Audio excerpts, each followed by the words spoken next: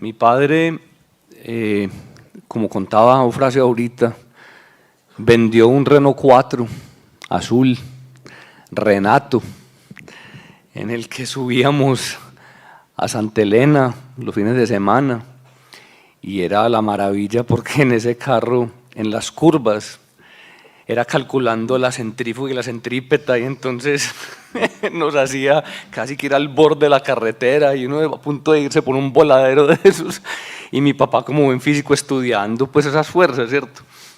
Entonces decía, la centrípeta, entonces todos se preparaban, entonces ese carro él lo vendió para efectivamente montar el grupo Galileo Galilei, la casa de estudios Galileo Galilei, en el edificio Ana María, en Laureles, donde tenía su segunda esposa el apartamento del 102, y en el garaje él montó ese centro de estudios, y muchos se acordarán de conferencias inolvidables ahí, tanto de ciencias como de humanidades, de filosofía, o de ambas a la vez, que era lo más lindo de todo. Entonces el grupo Galileo Galilei quiso venir para mostrar uno de los experimentos que hacían con él, para enseñarle física a estudiantes de colegios, y entonces pues damos paso a ese grupo en este momento. Álvaro, como todos los que han estado hablando hoy y otros que no han hablado también, era parte de la casa. Ya eso no era pues un alumno, era otra persona que se integraba al hogar y estaba ahí sentado con mi padre conversando durante horas, y gran físico, gran matemático, también lector de filosofía con mi padre, y en esos días dio en el CAR una conferencia muy hermosa sobre mi padre, que se la recomiendo, en el ciclo que presentan allá en la Casa de la Cultura. Buenas tardes. Agradezco la invitación a dar mis impresiones y las impresiones de mis compañeros del grupo Galileo Galilei, que me han facilitado la posibilidad de representarlos, de hablar a nombre de ellos, de compartir algunas ideas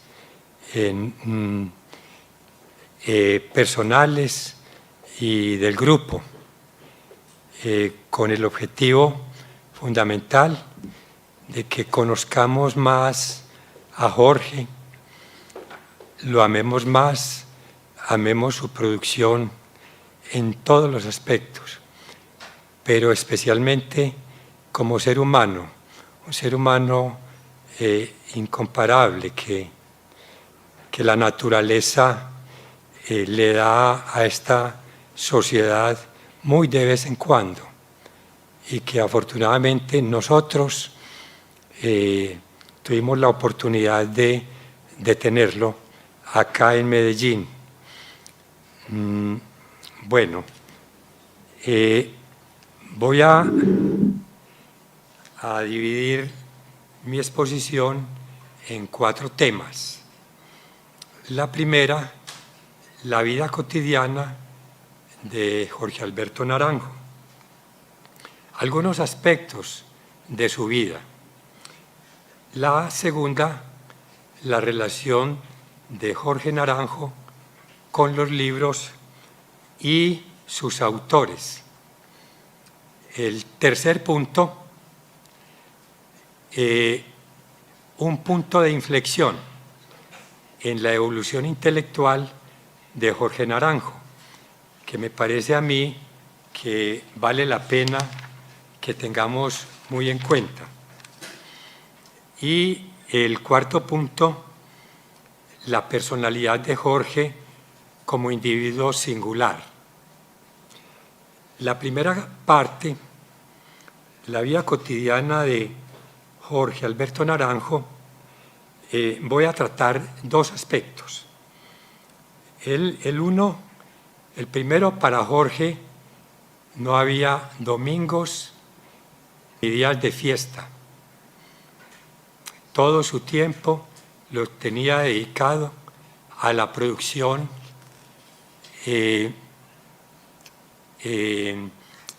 de literaria, científica, etc. Y en segundo lugar, cuál era su taller de trabajo, donde trabajaba Jorge Naranjo. Comienzo entonces, esos son los dos temitas, los dos punticos del primer tema. Comienzo con el primero. Para Jorge no había días de fiestas ni domingos, todo estaba dedicado a su trabajo. En el Antiguo Testamento, en el primer libro, en el Génesis, en los capítulos 1 y 2, se relata la creación del universo. Dios creó durante los primeros 6 días, creó estas maravillas que conocemos, y el séptimo día, viendo ya, contemplando su obra, descansó. Parece que desde ahí la tradición judeocristiana ha tenido muy en cuenta este punto, porque se santifica siempre un día de la semana. El domingo se santifica con el descanso dominical. Eso modernamente se ha perdido por completo y no hay necesidad de hablar sobre eso. Lo que quiero es resaltar que los hombres del conocimiento, los hombres que aman el conocimiento, ¿sí?, no hacen ninguna distinción entre sábados, domingos, días de fiesta, días ordinarios, etc. Ellos están por completo dedicados a su trabajo. Menciono entre ellos a dos que amo mucho, Jorge. Me refiero a Leonardo da Vinci y a un estudioso del agua, un mexicano de nombre Enzo Levi. Tanto Leonardo como Jorge, como Enzo Levi tienen su manera distinta de santificar los domingos y días de fiesta. Y lo hacen es precisamente conociendo la naturaleza y a través de ese conocimiento amando más la naturaleza. Este último que les menciono, Enzo Levi, escribe un texto muy bello, muy hermoso, que se llama El agua según la ciencia. Creo que Enzo Levi estuvo acá en la Facultad de Minas, pero ya hace muchas décadas. Enzo, en la última página de su libro, le da un consejo a los estudiosos y enamorados del agua. El consejo que les da se basa en una experiencia que tuvo en su tiempo Leonardo da Vinci. Resulta que a Leonardo le reprochaban, esa es la palabra, le reprochaban que pintara los domingos. ¿Sí? Y ese reproche se extendía también a todos los pintores. Y yo diría, se extiende también a todos los amantes del conocimiento, de las artes, de las ciencias, etc. En ese texto lo escribió Leonardo y a uno lo sorprende, ¿verdad? Que lo sorprende que una mentalidad de las grandes que ha tenido esta humanidad, como Leonardo da Vinci, se enoje porque le reprochan trabajar domingos y días de fiesta.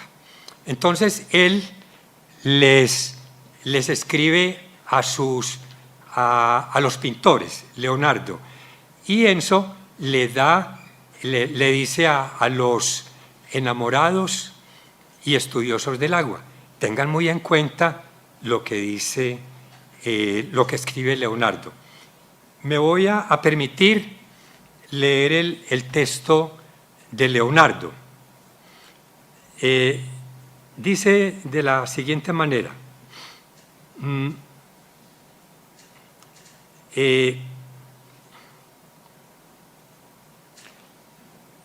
hemos llegado al punto en que el autor tiene que despedirse de sus lectores, dice Enzo Levi en su libro, y le parece que la mejor manera de hacerlo es proponiendo al estudioso y enamorado del agua lo que Leonardo escribía a propósito de los pintores. Un día que se enojó con ciertos individuos que lo criticaban por trabajar en domingo. Entonces escribe Leonardo: estos son los que reprochan a los pintores que en días de fiesta investiguen asuntos relacionados con el entendimiento verdadero de todas las configuraciones de las obras de la naturaleza y se ingenien con solicitud en adquirir, en lo que les sea posible, el conocimiento de aquellas, que callen tales represores. Ahí aparece con signos de admiración, ahí se nota el enojo de Leonardo, porque este es el modo de amar a un tan grande inventor. Grande inventor los trae Enzo Levi con mayúscula, ¿sí? Se refiere a la naturaleza, se refiere a Dios, en fin, porque en verdad el gran amor nace del conocimiento profundo del objeto que se quiere. Y si tú no lo conoces, poco o nada podrás quererlo. Y si tú lo quieres, por el bien que esperas de él y no por su suprema virtud, haces como el perro que agita la cola y hace fiesta, parándose hacia aquel que puede darle un hueso. Pero si conociese la virtud de ese hombre, lo querría mucho más. Hasta ahí, Leonardo. Bueno, del texto, el texto pues es un texto para estudiar. Ahí hay muchas ideas. Yo logré sacar 3, 4 ideitas para compartir con ustedes. El primero, que tengan en cuenta el enojo de Leonardo, que callen tales represores, simplemente por trabajar en domingo. El segundo, la segunda idea, es que el amor a la naturaleza, el amor a Dios o el amor a ese tan grande inventor, como aparece en el texto, ¿sí?, es proporcional al conocimiento que adquiramos de esa naturaleza, de ese Dios, ¿sí?, o de ese tan grande inventor. Entre más nos apliquemos al estudio de la naturaleza en todas sus formas, en esa misma medida amamos más a la naturaleza, amamos más a Dios. Este conocimiento, esta es una primera idea. Una segunda idea, una tercera idea que saco del texto, es que todos estamos llamados a aplicarnos a ese estudio de la naturaleza. Sí, él lo dice muy claramente en el texto, de acuerdo a nuestras capacidades. ¿Sí? Ya sabemos lo que hizo Leonardo, ya conocemos lo que hizo Jorge, ya también conocemos lo de Galileo, ¿sí? Pero nosotros también estamos llamados al conocimiento de esa naturaleza. Cuarta idea, vuelvo a insistir sobre ella. Se santifica el domingo, se santifican los días de fiesta, a la manera de Jorge, a la manera de Leonardo, a la manera de Soleil, es en el trabajo, en la aplicación hacia el conocimiento. Aquí hay un punto al que me quiero referir. A lo último, ustedes ven cómo Leonardo compara al que busca en el conocimiento de la naturaleza el bien que pueda esperar de él, y lo compara entonces al perrito que se para en dos patas, agita la cola, ¿sí? Y se para en dos patas hacia aquel que le quiere darle entonces un hueso. Entonces Leonardo deprecia, por no decir desprecia totalmente, esa utilidad que se busca en el conocimiento. Acá está muy de moda, pues quiero referirme a este punto ahora en que hay redes sociales y conocemos tanto de lo que sucede en cualquier parte. Las oleadas de turistas que se dan en todo el mundo, ¿sí? Eso es en todas partes, las oleadas de turistas, y la situación ha llegado a tal punto, eso lo saben ustedes, que hay muchos países que o prohíben la entrada de los turistas o la restringen, simplemente por lo dañinos que son, Van en busca de paisajes exóticos y cosas de ese estilo, pero salen haciendo unos daños enormes. ¿Qué obtiene esa gente? Esa gente lo único que obtiene es lo que Spinoza llama una idea de afección, es decir, una pequeña alegría producto de una imagen, ¿sí? O de una impresión, o modernamente lo que llamamos una selfies. Pero conocimiento no obtienen absolutamente nada, ¿sí? Si lo tuvieran no se comportarían de esa manera. Y eso sucede también en nuestro país. Bueno, entonces Leonardo nos da la receta para que nosotros amemos. Esa receta es a través del conocimiento, porque en verdad el gran amor nace del conocimiento profundo del objeto que se quiere. Y si tú no lo conoces, poco o nada podrás quererlo. Y no crean que eso se reduce simplemente a la naturaleza que está por fuera y cosas de ese estilo. Eso se refiere, eso también hay que tenerlo en cuenta en nuestra vida cotidiana, ¿sí? Los seres que están cerca a nosotros también son naturaleza, también son objeto de estudio y por tanto de amor. Y muchas veces de ellos solo buscamos utilidad, no más. Eso es muy común dentro de la sociedad en que nosotros vivimos. Con esto termino entonces un primer punto de la de la charla, del primer tema.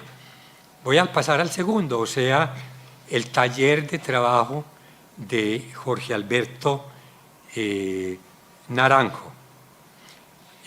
Acá voy a referirme a una experiencia que tuve con Jorge. Por la época de la muerte física de Jorge, conversando con un amigo vinculado a la academia, él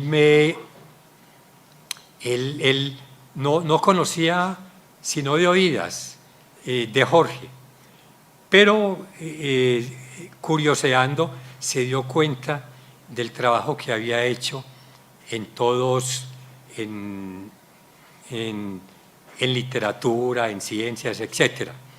Y me hizo esta pregunta: ¿cómo es que una persona puede llegar a una producción de ese estilo? ¿Sí? No supe qué responderle, pero me llevé la pregunta. Más tarde me acordé de la experiencia que les digo con Jorge. Cierto día me pide que lo acompañe durante todo el día a 3 conferencias que iba a dar, ¿sí? Y no, pues, ¿cómo voy a perder yo esa posibilidad de estar con él todo el día? En los intervalos charlábamos sobre sobre las conferencias que se iban a dar.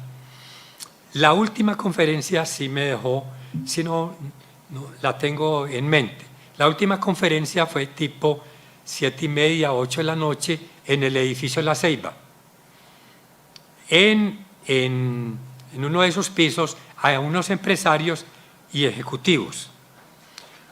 Era sobre literatura antioqueña y sobre Carrasquilla. Pues el despliegue de sabiduría de Jorge inmediatamente lo notaron todos los asistentes. Estábamos sentados como en una mesa redonda, éramos unos 15, 20, y alguno de ellos en algún momento lo interrumpió y le preguntó: pero profesor, ¿cómo organiza usted su tiempo? Su lugar de trabajo, en fin. Yo personalmente quiero saber cómo hace usted eso. Jorge no lo pensó 2 veces. Inmediatamente citó que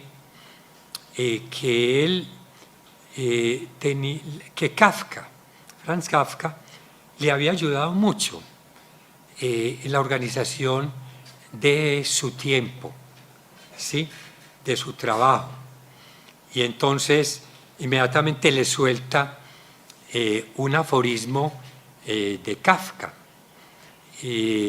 Dice el aforismo, se lo dijo de memoria a los que estaban ahí: no es necesario que salgas de casa, quédate sentado a tu mesa y escucha atentamente. No escuches siquiera, limítate a esperar. Ni siquiera esperes, simplemente quédate callado y solo.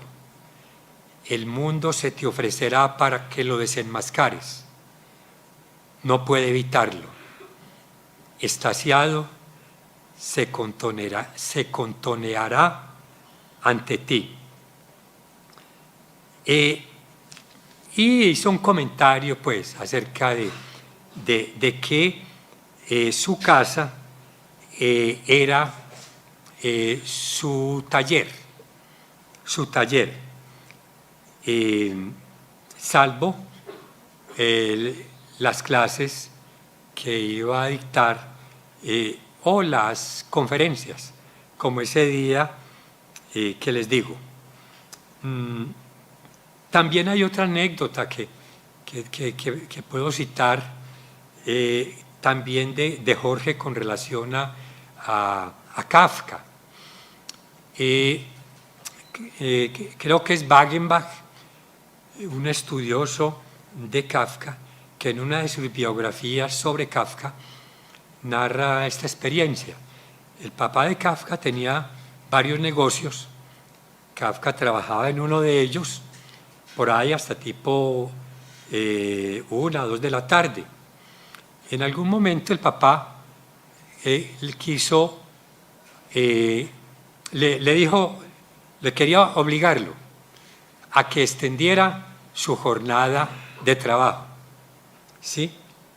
Entonces Kafka se le negó rotundamente y le dijo: si usted me obliga, yo me suicido. Así le dijo. ¿Sí? Eso está en uno de los textos de Wagenbach. Su pasión, quería sus tardes y sus noches para su pasión, que era la literatura y la escritura. Sin llegar a esos extremos, también Jorge tuvo que padecer una situación parecida. En la Facultad de Minas, a los profesores se les exigía cumplir el horario mañana y tarde. Jorge escribió una carta al Consejo Directivo diciendo que él quería hacer de su casa una extensión de la oficina, recibir ahí estudiantes, corregir tesis, etc. Pero que él no quería hacer 2 viajes a la facultad. Los argumentos fueron convincentes. No conozco la carta, pero sí conozco el hecho, esta experiencia. Bueno, un punto que es de mucha polémica, pero simplemente lo voy a mencionar tangencialmente. A veces nosotros nos escudamos sobre la genialidad y entonces decimos: bueno, él como los otros fue un genio y por eso fue que tuvo esa producción tan enorme. A uno se sorprende que pensadores, que filósofos, voy a mencionar solamente 2, a Tucídides, el creador o uno de los creadores de la filosofía política por allá en el siglo de Pericles, ¿sí? y a Nietzsche, ¿sí? En un texto de Humano, demasiado humano, ellos resaltan la importancia que tiene la aplicación al trabajo. Y aún uno, después de leer eso, uno queda como con duda que qué tanto pues es de importancia esa genialidad. Pues no hay diferencia entre un hombre y otro hombre, sino que es más fuerte el que se educa en la mayor severidad, dice Tucídides. Bueno, con esto termino entonces la primera parte de la charla. La segunda es la titulé La relación de Jorge Alberto Naranjo con los libros y sus autores. Y antes de entrar a eso, quiero referirme a 2 posiciones que se pueden tener frente a los libros. Una es una posición esencialmente enciclopédica. Es cuando buscamos simplemente llenar nuestra cabeza de conocimientos, de antigüedades, de religiones, de filosofías, de qué sé yo, de artes, de tanta cosa, ¿sí? Pero, y así es como somos dignos de consideración, de importancia ante los demás, ¿sí? Nos convertimos en hombres cultos, ¿sí? Nos enmascaramos detrás de esa cultura. Pero resulta que, como seres humanos, esa cultura no nos ha permitido, no nos ha facilitado, mejor, avanzar como seres humanos, ¿sí? Se trata es precisamente de eso, de que esa relación con los libros sea una relación que nos haga mejores seres humanos. Y esa sería la segunda parte. Entonces, ahí nos podemos plantear esta pregunta: ¿cómo hacer de los libros medios para construir un mejor ser humano? ¿Cómo hacer de los libros medios para construir un mejor ser humano? En este punto me voy a detener en un consejo que da Deleuze sobre este punto. José Fernando se encuentra en las clases de Deleuze en la Sorbona, en la página 161. ¿Sí? En ese texto, Deleuze, hablándole a sus alumnos de la Sorbona, ¿sí? Él les da el siguiente consejo: debemos esforzarnos, dejar el saber enciclopédico, primero que todo, ¿sí? Y debemos esforzarnos por encontrar los pensadores y los escritores de los libros que nos despiertan amor y que por tanto nos servirán de compañía durante toda la vida. Ese es el consejo de Deleuze, ¿sí? No tanto enciclopedismo. Busquen cuáles son los escritores, cuáles son los pensadores que les despiertan amor y que ustedes pueden tenerlos de compañía para toda la vida. Como decimos nosotros, los libros de cabecera, ¿sí? Y en un tono muy, muy agrio, yo no sé cómo, como de enojo, dice Deleuze que no hay nada más triste, no hay nada más triste que encontrar jóvenes muy dotados que llegan a viejos, que van envejeciendo y que durante su vida no encontraron ni los escritores ni los libros que pudieran haber amado. Y entonces dice Deleuze, sigue, pero eso de todas maneras crea un carácter, crea un temperamento. Y esta gente de un momento a otro se vuelven los sabelotodos sobre los libros y todos los conocemos, este tipo de personas. Da un consejo en el texto que vale la pena que lo tengamos muy en cuenta. Dice Deleuze, terminando esa parte: es preciso que en última instancia solo tengan relación con los libros y los autores que puedan amar. ¿Sí? Él le dedica varias páginas a mostrar por qué, por ejemplo, Descartes no le dice nada, Hegel tampoco le dice nada, etcétera, etcétera. Bueno,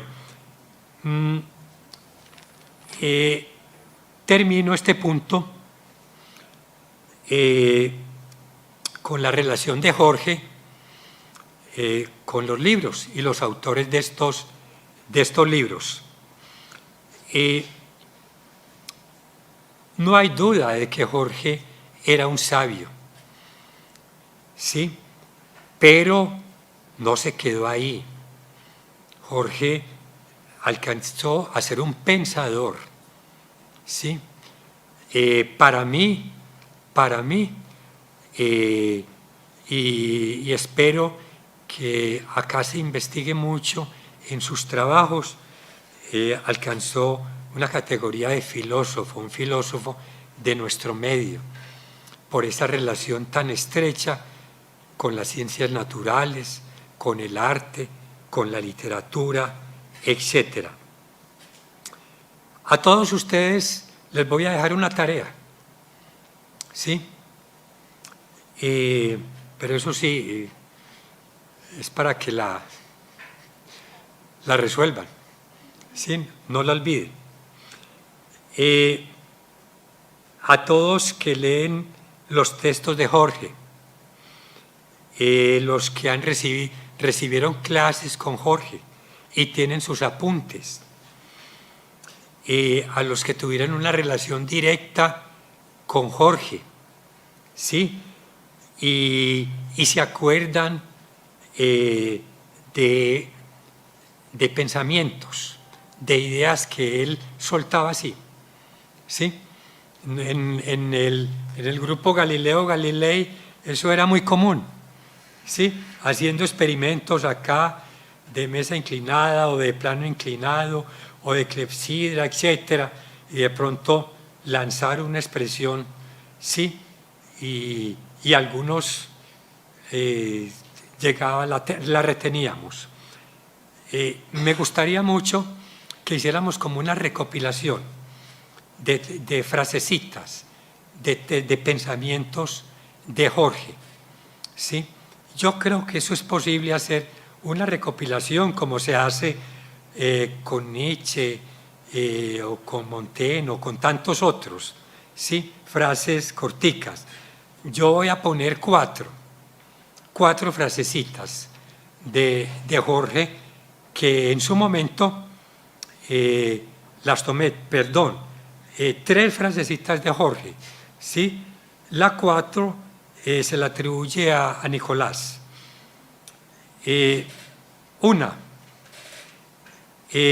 Una primera de Jorge es en el trabajo donde las personas se conocen, así de sencillo.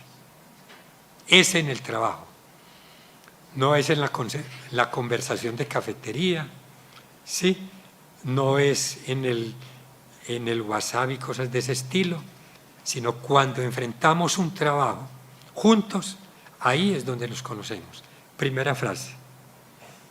Segunda frase de Jorge, que tiene que ver mucho para los científicos y para los matemáticos, para que la tengan en cuenta. Cuando ciertos problemas se evaden, uno no sabe siempre lo que se pierde, ¿sí? Eso nos ha pasado a nosotros cada rato. No, voy a dejar esto para otro día. Yo recuerdo un texto de hidrodinámica, me parece que es, José Fernando me corrige, el de Lamb,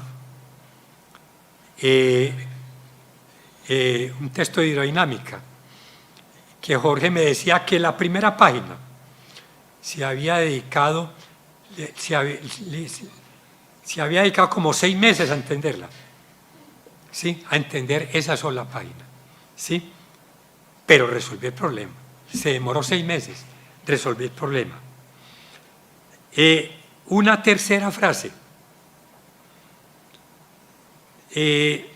muy relacionada con la anterior. Se aprende es así, obstinándose hasta que salga, ¿sí? 3. Y la cuarta de Nicolás, yo la apunté, pero no recuerdo si fue en uno de tus programas de sobre los Beatles o no sé dónde, que dice así: en realidad hay que respetar lo que cada uno dice, lo que dice, porque lo dice desde sí.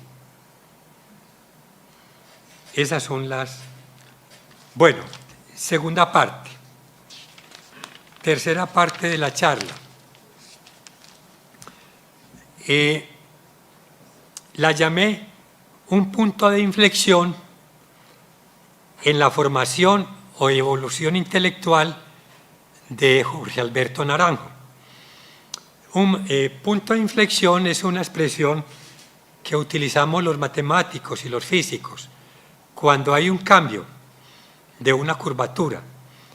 Se produce un punto de inflexión, o simplemente cuando de pronto en la vida de uno diga: no, voy a cambiar de vida.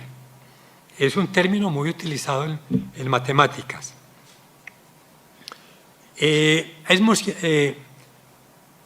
Jorge recibió una formación intelectual bastante esmerada por parte de su familia, las familias de su papá y de su mamá, tanto en ciencias como en humanidades.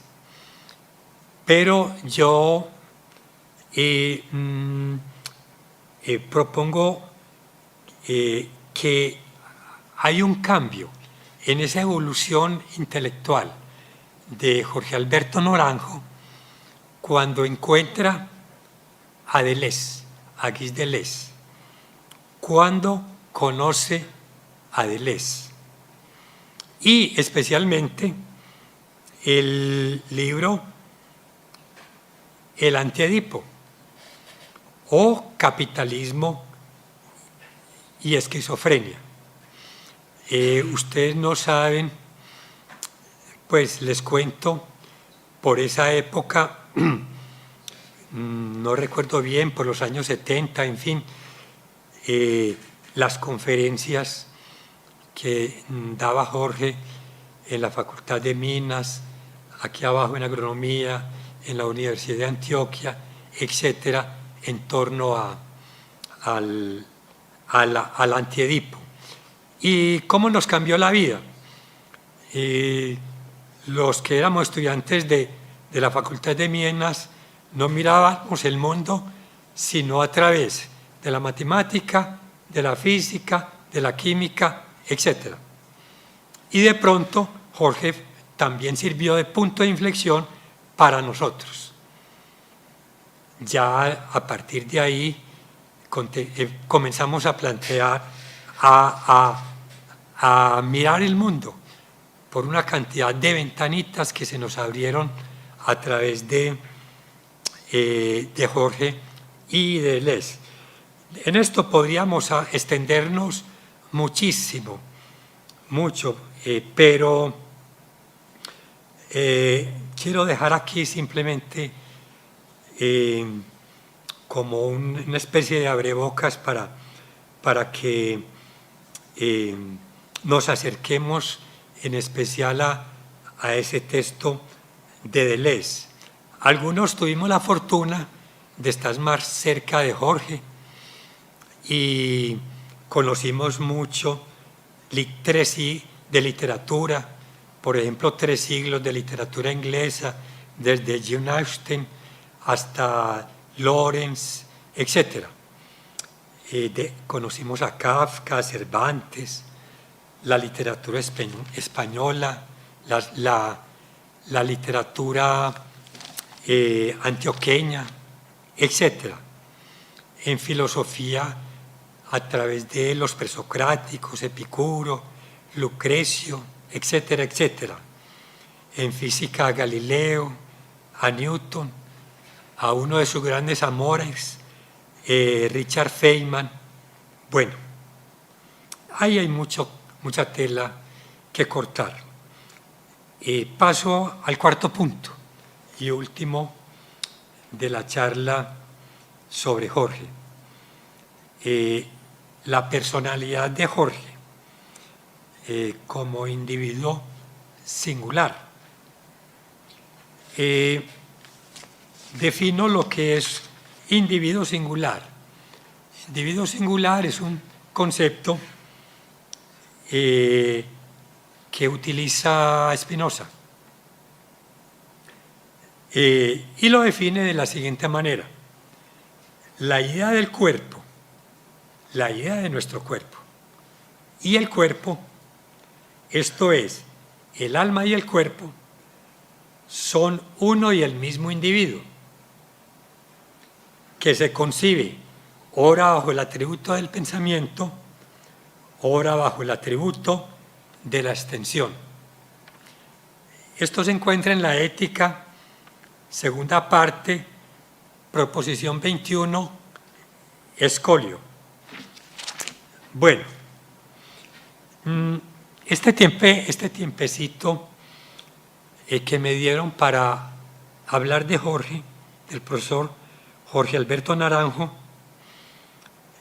no estarían lo suficientemente bien utilizados si después de que salgamos de acá, y yo creo, quisiera hacer extensión a todo lo que se ha hecho durante el día, si después de que saliéramos de acá nos lleváramos esta idea de Jorge: ah, qué bien, era un sabio, él sabía de todo, literatura, filosofía, física, hidráulica, etcétera, etcétera, etcétera. Fue también un gran escritor de novelas, de ensayos, etcétera.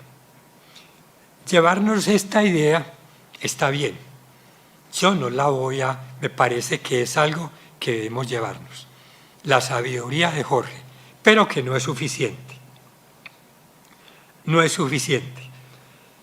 Esta sabiduría, aunque la poseía, no definía a Jorge completamente como individuo singular en los términos que les acabo de mencionar, el concepto de individuo singular.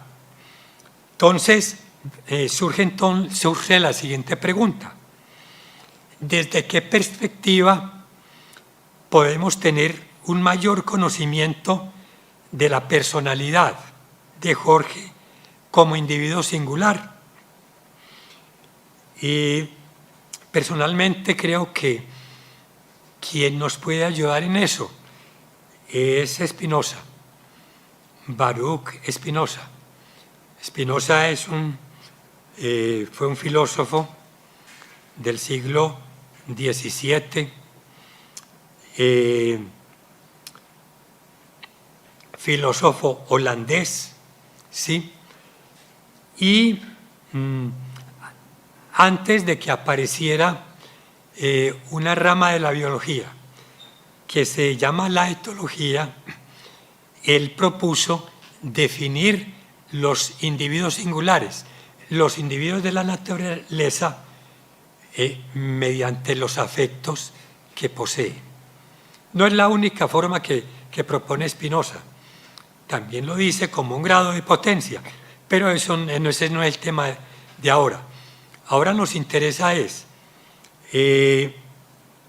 como propuesta, tratar de encontrar cuáles son esos afectos que definen a Jorge como individuo singular. Hasta Spinoza,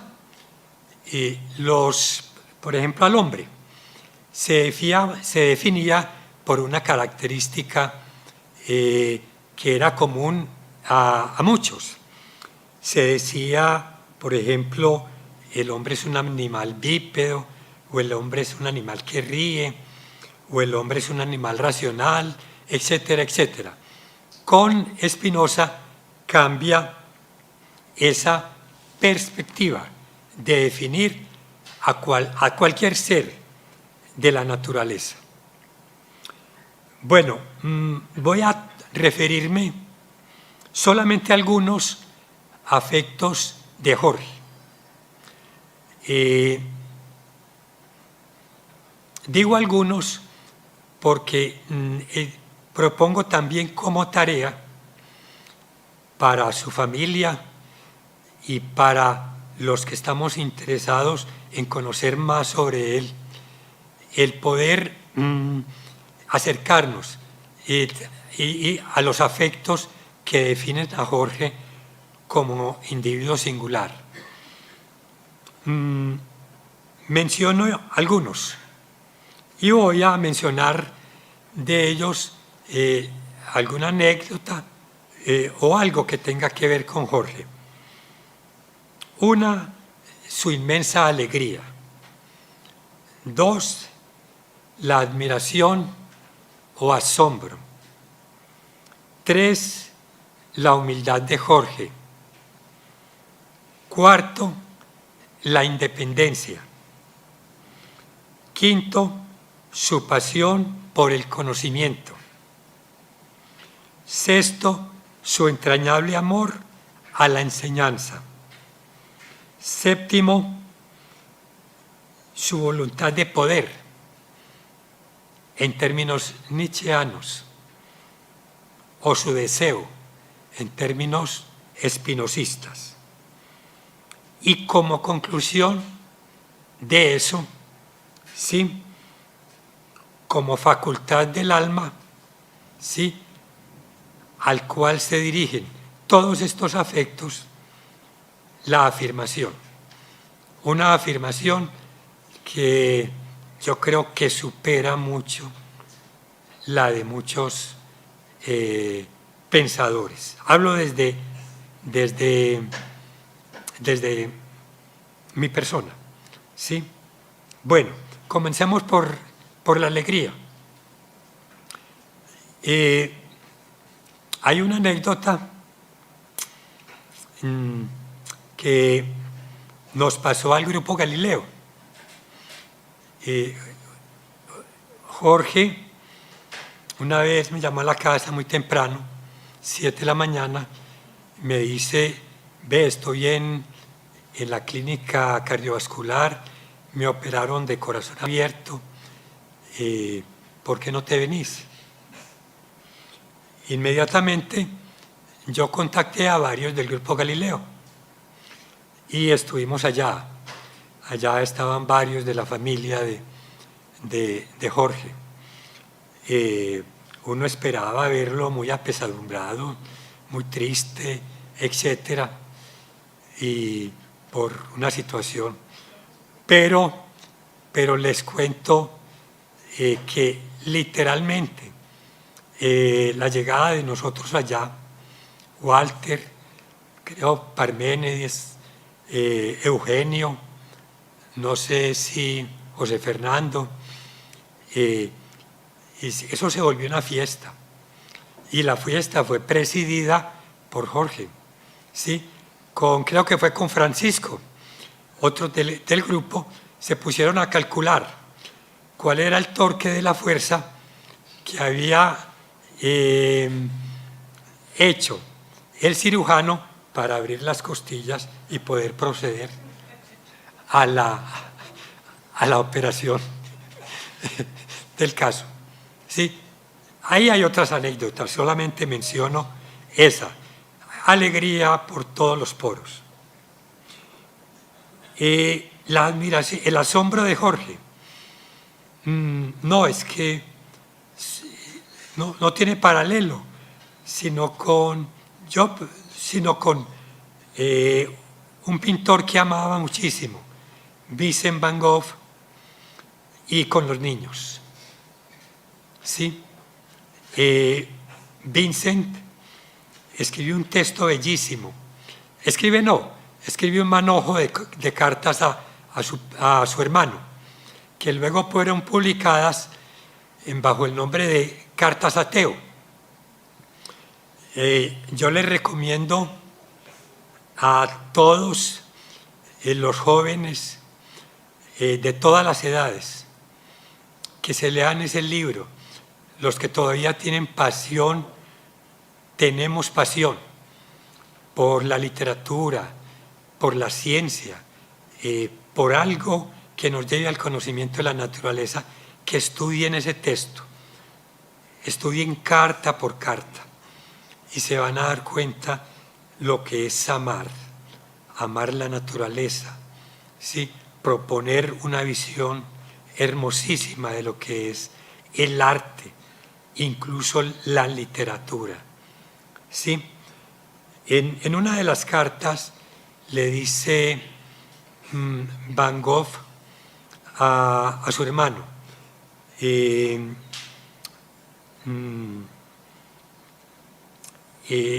encuentra las cosas bellas lo más a menudo que puedas. La mayoría de la gente no encuentra las cosas lo bastante bellas.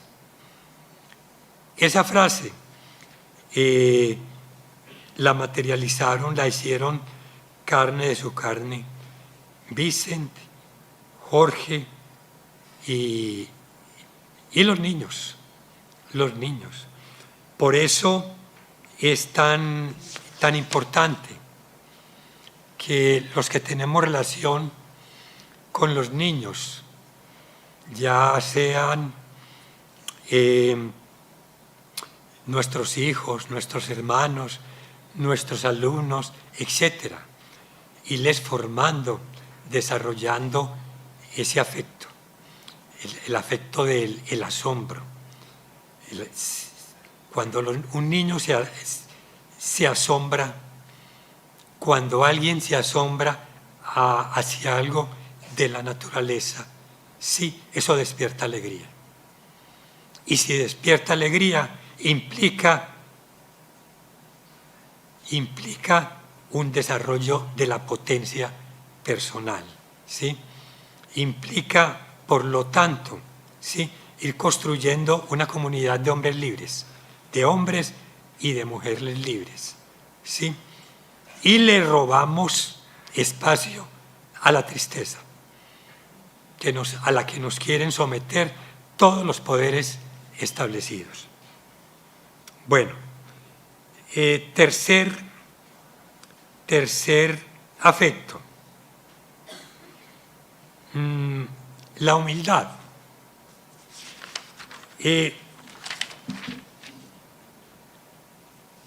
Quien define precisamente la humildad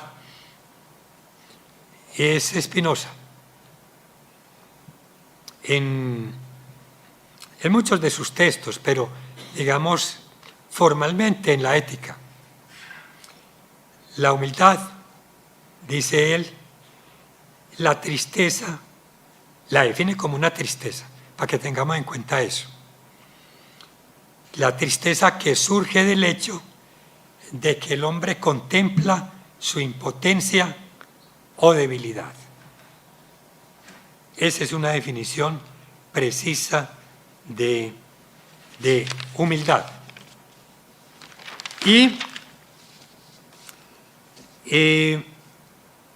es moneda corriente de periódicos, de revistas, de comentarios en los pasillos de las universidades, en fin, después de conferencias. Qué humildad la de Jorge, ¿sí? Y entonces uno se pregunta, ¿de qué humildad se está hablando? ¿Es la humildad de Spinoza? ¿Sí? Resulta que no es la humildad tal como la define Spinoza. Tiene otra manera de definir la humildad.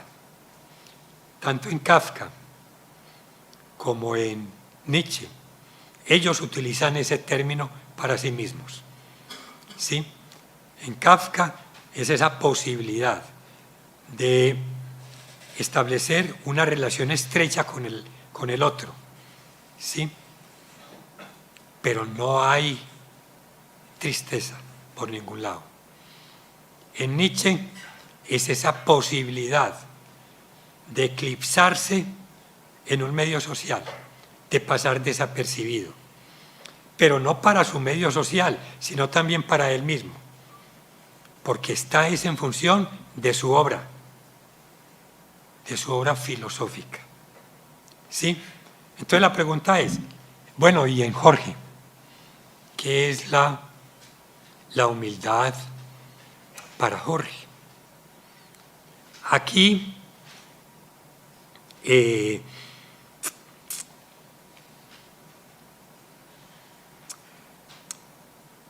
tengo que recurrir también a Spinoza. ¿Sí? Spinoza define un concepto que se llama las nociones comunes.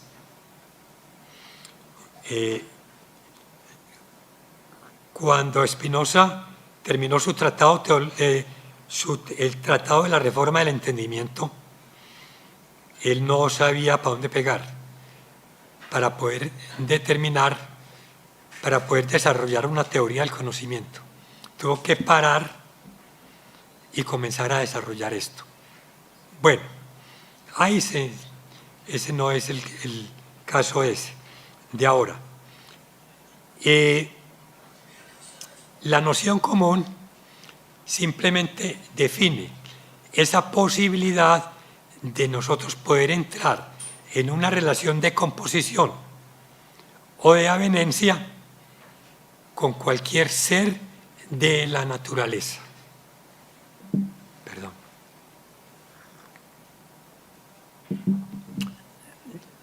Cuando nosotros entramos en relación de composición o de avenencia con otro ser de la naturaleza, ya no se trata de dos individuos distintos, sino que se trata de uno solo. ¿Sí? Y ese nuevo individuo va a tener una potencia el doble que cada uno por aparte. No se necesita conocer muy bien la teoría de Spinoza, que de por sí hay que trabajarla, hay que rumiarla bastante para entenderla. No se necesita para uno en la vida cotidiana poder determinar relaciones de avenencia. Eso lo hacemos a diario, consciente o inconscientemente. Y Jorge era un maestro en eso. Jorge sabía establecer rigurosamente la distancia a la cual podía relacionarse con alguien, de tal forma que con ese alguien podía establecer una relación de avenencia, ¿sí? O sea, una relación de composición.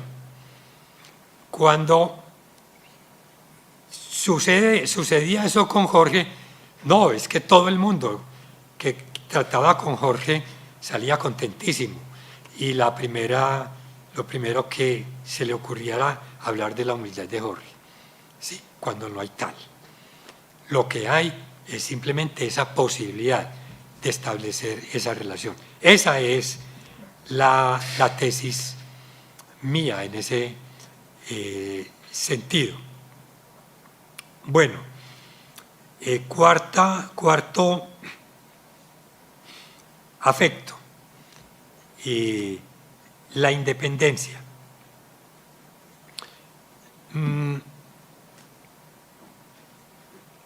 Jorge estudió en la Facultad de Minas, comenzó a estudiar ingeniería civil. Creo que fue por los años 70 o finales de los 60, Jorge abandonó la carrera y llegó a la conclusión de que él no quería seguir estudiando, no quería ser ingeniero, era estudiar, dedicarse a amar la naturaleza.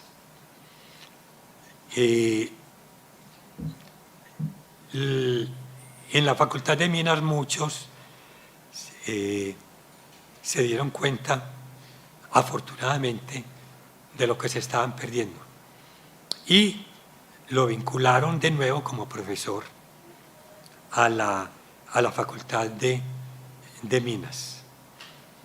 y también abajo en la Facultad de Agronomía.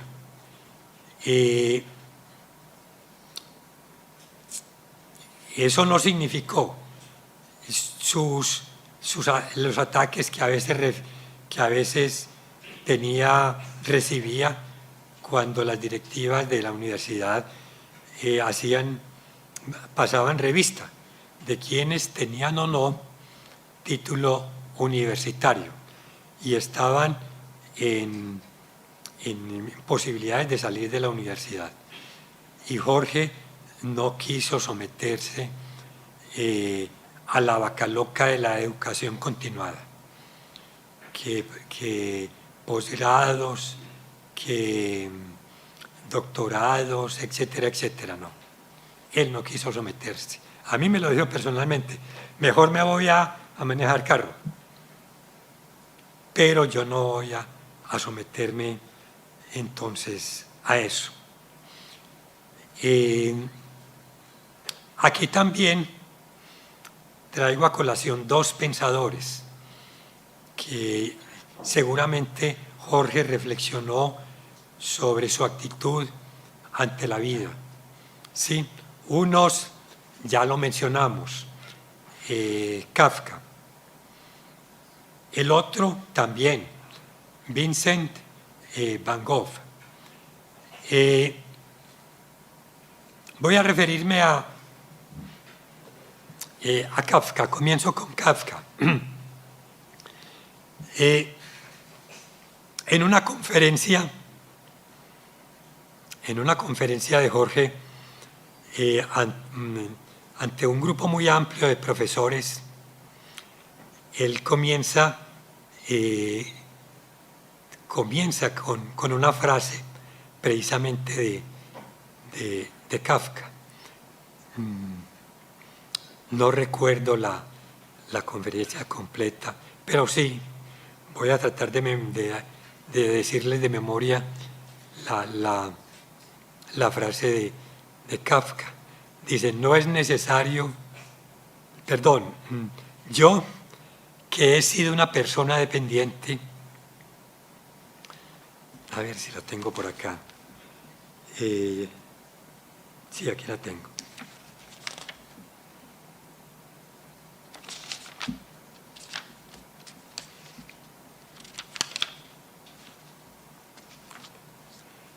Yo, que he sido casi siempre una persona dependiente, tengo un deseo infinito de independencia, de autonomía, de libertad en todos los sentidos. Prefiero encasquetarme las orejeras y recorrer mi camino hasta el límite a consentir que la jauría local me rodee y me haga desviar la mirada. Es decir, Jorge no hizo concesiones en ese sentido, en la independencia. Bueno, quinto afecto, pasión por el conocimiento. Ya, pues se ha hablado mucho sobre eso. No quiero, esa pasión fue la que en buena medida determinó su vida. Sexta, su entrañable amor a la enseñanza. Alguna vez él me decía, cuando uno va a dar una clase o cuando uno va a dar una conferencia, ¿sí? Es porque ese algo que va a dar, de ese algo que va a dar, conoce 10 veces más. Ese era Jorge, ¿sí? Y yo tuve oportunidad de corroborar eso en los cursos de hidrodinámica que tuve con él en la Facultad de Minas, ¿sí? En la medida en que uno iba pidiendo, él iba soltando la pita, como se dice. Bueno,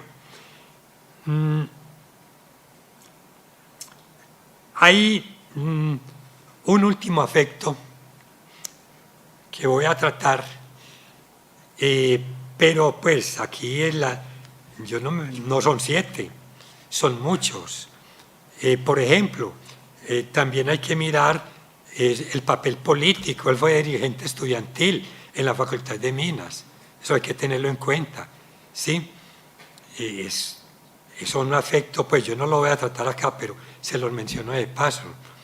También su participación en la vida común y corriente del ciudadano común. Era muy charro, a mí me tocaba a veces escuchar en la radio intervenciones de él, no decía el nombre, intervenciones de él en la radio opinando sobre determinado ministro. ¿Sí? Hombre, ese señor no debe estar ahí por tales y tales circunstancias. No decía el nombre, pero ahí estaba. ¿Sí? Así era Jorge. Entonces hay muchos afectos, pues, que hay que tratar con él. El último que voy a tratar es el de su voluntad de poder, o en términos nietzscheanos, o del deseo en términos de Spinoza. En un texto, en el texto del Antiedipo que les mencionaba, en alguna parte dice Deleuze, refiriéndose a Zaratustra, dice, y al deseo, sí, que a lo mejor no existen todavía hombres del deseo, sí, esos hombres del deseo o bien no existen todavía, dicen Deleuze y Guattari. Y yo me atrevo a decir que sí existe, o sí existió uno, y que se llama Jorge Naranjo. El texto de Deleuze dice así: estos hombres del deseo o bien no existen todavía, son como Zaratustra. Conocen increíbles sufrimientos, vértigos y enfermedades. Tienen sus espectros, deben reinventar cada gesto. Pero un hombre así se produce como hombre libre, irresponsable, solitario y gozoso, capaz, en una palabra, de decir y hacer algo simple en su propio nombre, sin pedir permiso. Deseo que no carece de nada, flujo que franquea los obstáculos y los códigos, nombre que ya no designa ningún yo. Mi tesis es esta: Jorge era un hombre del deseo y cultivó esa voluntad de poder nietzscheana. Bueno, este deseo es el que sirve, digamos, de armazón, ¿sí?, a lo que nosotros llamamos Jorge. No hay Jorge, no podría haber habido Jorge sin ese deseo, sin esa voluntad de poder, de construir el edificio de conocimientos que nosotros conocemos. Bueno, termino con lo siguiente. Todos estos afectos que hemos visto, desde la alegría hasta del deseo y muchos otros más que podemos ir pensando en Jorge, implican o desarrollan una facultad del alma, ¿sí? Esa facultad del alma se llama la afirmación, ¿sí? Jorge era un tipo de una afirmación extrema, ¿sí? No le daba cabida a titubeos, ¿sí? Sobre eso tengo muchas anécdotas de tipo personal, pero ya no me da el tiempo ni la garganta, entonces mejor simplemente termino con esta. En la tradición filosófica, por ejemplo, eso lo narra muy bien Nietzsche en la genealogía de la moral. En la tradición filosófica, dice Nietzsche, los pensadores, los creadores, siempre están como muy aparte, ¿sí? De la familia, de los hijos, de las comunidades, porque por encima de todo está su obra, ¿sí? Y eso es lo que consideran como su hijo, ¿sí? No tienen esposa o esposas, no tienen hijos, está por encima de eso, ¿sí? Jorge fue capaz de afirmó incluso instituciones de las que hoy en día se denigra tanto, como por ejemplo el matrimonio, como por ejemplo la familia. En una de las intervenciones en la Facultad de Minas, hace 30 años, él lo decía, es que se puede afirmar instituciones como el matrimonio, como la familia. Basta simplemente ver su obra, 6 hijos y yo no sé cuántos nietos, 3 compañeras hermosísimas, todas ellas. En fin, fue alguien que afirmó la vida. En vez de seguir el camino de Nietzsche, y no lo digo en términos peyorativos, o Spinoza, o de tantos otros, se fue mejor por el lado de Juan Sebastián Bach. 2 compañeras, 20 hijos. ¿Sí? Él jocosamente alguna vez se imaginaba a Bach, ¿sí? Escribiendo sus sonatas o sus cuartetos o lo que sea, y por aquí un hijo y por aquí el otro, y el otro mirando a ver lo que estaba escribiendo, en fin. Eso era Jorge, ¿sí? Fue capaz de afirmar instituciones que se denigran o se tienen, no se ven mal ahora en nuestro medio. Les agradezco mucho este tiempecito.